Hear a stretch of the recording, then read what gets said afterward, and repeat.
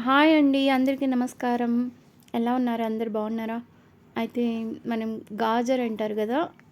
Carrot కాకుండా గాజర్. ఆ గాజర్‌తో హల్వా ఎట్లా చేసుకోవాలో క్యారెట్ కాకుండా అయితే మనకి ఇప్పుడు లభిస్తుంది గదండీ! ఈ సీజన్‌లో. అయితే చాలా మంచిగా టేస్ట్‌గా ఉంటది. ఎందుకు వదులుకోవాలి? మనం ట్రై చేద్దాము. అయితే 2 గాజర్లు నేను తెచ్చుకున్నానండి ట్రై చేద్దామని. అయితే చాలా మంచిగా కుదిరింది. మీరు కూడా ట్రై చేయండి.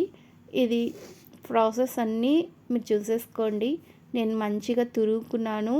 తురుముకుంటే మంచిగా బావుంటది.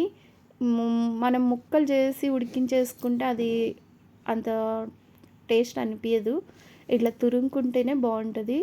అదే నేను కుక్కర్ పెట్టేసుకొని దాంట్లో కొంచెం నెయ్యేసుకొని, దాంట్లో గాజర్ వేసుకొని కొంచెం కలిపేసి కొన్ని పాలేసానండి. Half glass పాలేసాను. మనం గాజరు ఒక కప్పు పైనే ఉండేయండి గాజర్ తురిమింది. అయితే నేను దానికి సగం చక్కెరేసానండి. అయితే సరిపోయిందండి కరెక్ట్‌గా. లాస్ట్‌లో నేను దించే ముందర కొంచెము పాల పౌడర్ ఏసానండి. మీరు చూసేయండి ప్రాసెస్. అయితే నేనొక నీతి వాక్యం చెప్తాను. ఏమనుకోవద్దండి. ఏం లేదండి.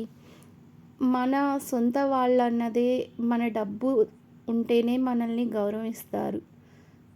ఇది నిజమా? కాదా? అన్నది మీరు కామెంట్ చేసి చెప్పండి. ఎందుకంటే మన దగ్గర డబ్బుంటేనే మనకి అంతస్తులు ఆహ్, చాలామంది ఆప్యాయంగా మాట్లాడతారు. లేదనుకోండి, మనం దగ్గర డబ్బు లేదనుకోండి, బంధుత్వము గూడా గుర్తు రాదు. మనం ఎలా ఉన్నాం, ఏమున్నాం గూడా ఎవ్వరికీ గుర్తు రాదు.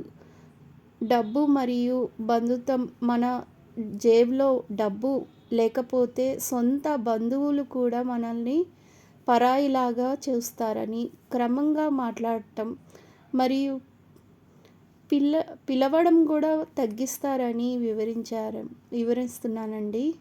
ఎందుకంటే ఈ చుట్టరికము మన మన దగ్గర ఉన్న హోదాను చూసే ఎవరైనా మనల్ని పలకరిస్తారండి. అందుకనే వాళ్ళెవరో పలకరించారో లేదో అని మనము దిగులు పెట్టుకోవాల్సిన అవసరం లేదండి. వాళ్ళొకళ్ళు మనల్ని కీ పిలవట్లేదు, పలకరించట్లేదు అని చెప్పి మనము బాధ పెట్టుకొని, మనం ఆరోగ్యాలు చెడగొట్టుకొని ఉండడము కరెక్ట్ కాదండి. ఎవరైతే మనల్ని పిలవట్లేదో వాళ్ళ గురించి మనం ఆలోచించకూడదు. ఎందుకంటే వాళ్ళ గురించి మన గురించి వాళ్ళు ఆలోచించినప్పుడు మనం వాళ్ళ గురించి ఎందుకు ఆలోచించాలండి? మన పని మనం నీతి నిజాయితీగా కరెక్ట్‌గా మనం చేసుకుంటూ పోతే మన గుర్తింపు మనకి ఎప్పటికైనా వస్తదండి. వాళ్ళు పిలిచడం కాదు, మనమే పిలిచి మన దగ్గరికి వాళ్ళొచ్చేలాగా ఆ భగవంతుడు చేస్తాడు.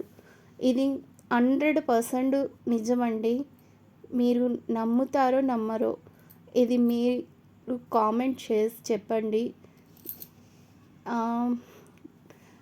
ఇలాంటి మంచి విషయాలు మీతో షేర్ చేసుకుంటూ ఉంటాను వంటతో పాటు. ఎందుకంటే మనం ముచ్చట్లు అప్పుడప్పుడు ఇలాంటివన్నీ చేస్తేనే కదండి మనకి కూడా ఎవరి గురించి ఏమీ దిగులు పెట్టుకోవద్దండి. అందరికీ ఒక అవకాశం వస్తుంది. ఏది సాధించలేమని ఎవ్వరు కింద పడినప్పుడు దెబ్బ తగలకుండా ఉండదు. దెబ్బ తగిలిందని అక్కడే ఆగకూడదు. ముందుకి సాగాలి.